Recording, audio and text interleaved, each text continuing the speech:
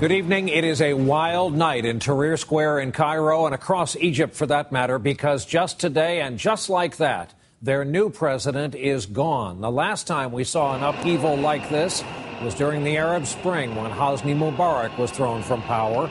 The new president, Morsi, was democratically elected. Now he's gone after a year in office. And right now, tonight, the power structure is vague after the military rolled in. Our team is in place in Cairo tonight, including our chief foreign correspondent, Richard Engel, back on some familiar territory. Richard, good evening.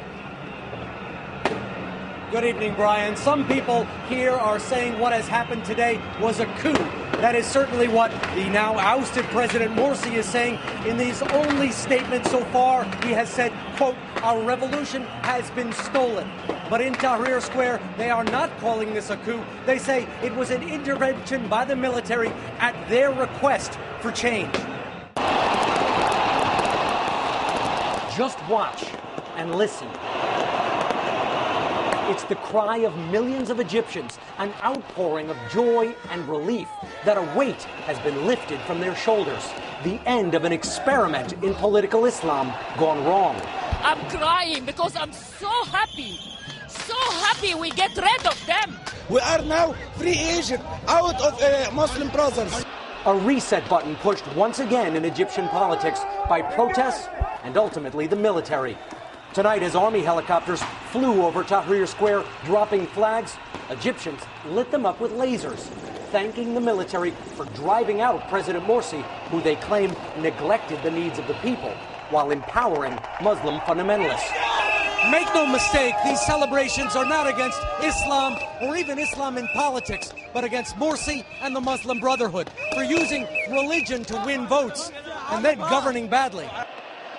The celebrations were triggered by this highly anticipated announcement, the army chief on national television outlining a roadmap.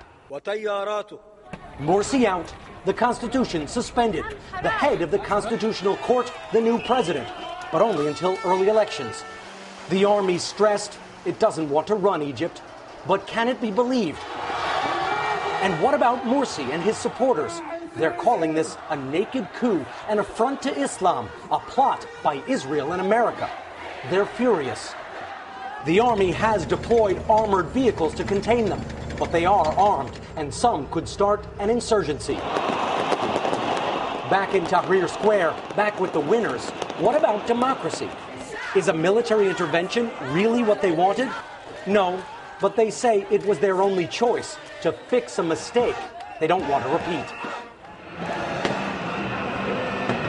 And Brian, tonight there are deep concerns about what will happen next in this country. The U.S. Embassy, which is located just at the back of Tahrir Square, has ordered all non-essential personnel and their families to leave Egypt and is even encouraging American citizens in Egypt to leave the country.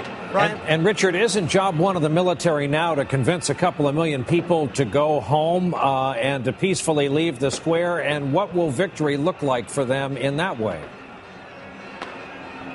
These protesters are probably going to be in this square for the next several days at least. The first order of business from the military seems to be to try and limit incitement. And already there have been arrests and moves to close down some of the Muslim Brotherhood's television stations.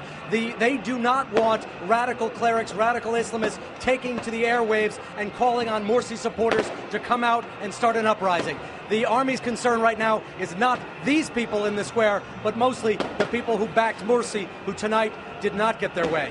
Amid the fireworks, gunfire, and laser pointers, Richard Engel above a very noisy and boisterous Tahrir Square tonight. Richard, thanks.